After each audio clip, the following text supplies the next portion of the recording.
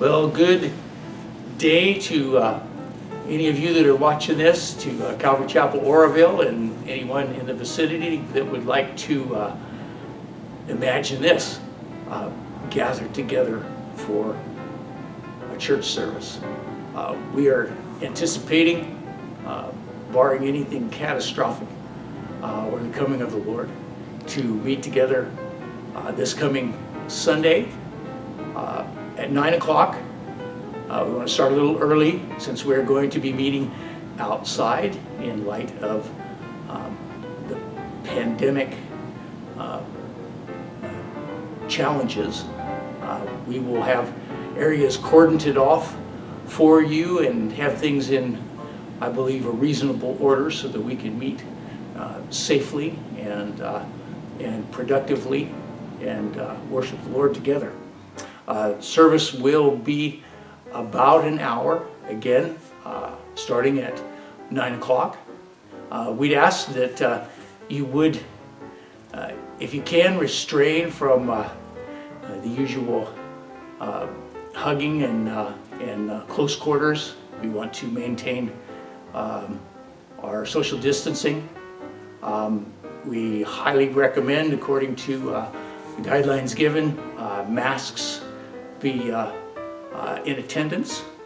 Restrooms will be available for you, and they will be sanitized and safe. And we ask that, it's not one person per 6 foot area, but family groups, if you're already gathered together and well, you'll be able to worship together and enjoy the service in that particular group.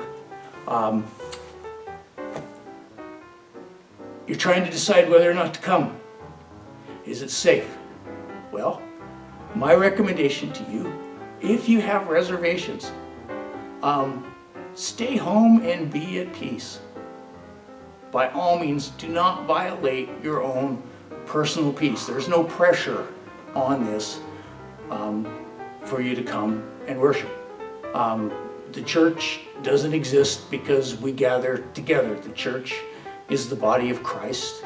And if you're concerned, if you're at risk, if you're still looking at the situation and being cautious, hey, we respect that, we understand it, and ask that that those that feel free to come and participate within the guidelines, and those that don't, there is no pressure. We're not going away, we're not going anywhere. It's just a matter of time until all of this sorts itself out. We would remind you that as things have been opening up, to consider, if you've been out of the area to Sacramento, San Francisco, any of these areas that have a much higher viral load and impact, that you consider probably staying at home for a week or two, anticipating that you may have been exposed to this virus, and you don't want to bring it home to us. Or the big problem is people are without symptoms, and then they find out 2 or 3 days later, after they have been around people, that they are symptomatic, and we just would like to avoid those circumstances. Again, I don't need to remind you, I'm sure you're all familiar with it. If you've got a temperature, if there's chills, cough, shortness of breath, tiredness, muscle aches, if you're feeling like you probably shouldn't come because of a physical circumstance, then please feel free, stay home, do us all the honor of praying for us and with us at the appropriate time, but heed those symptoms. These are times when we need to be cautious and mindful and conservative in our participation. Also, we are moving slowly and carefully because the reality is that we do have a number of high-risk groups, those over 65, those with compromised immune systems, those with respiratory vulnerabilities, just any of those type of considerations. Feel free to stay away. Those that are feeling good and want to get back for this limited opportunity of fellowship, we invite you to come on down.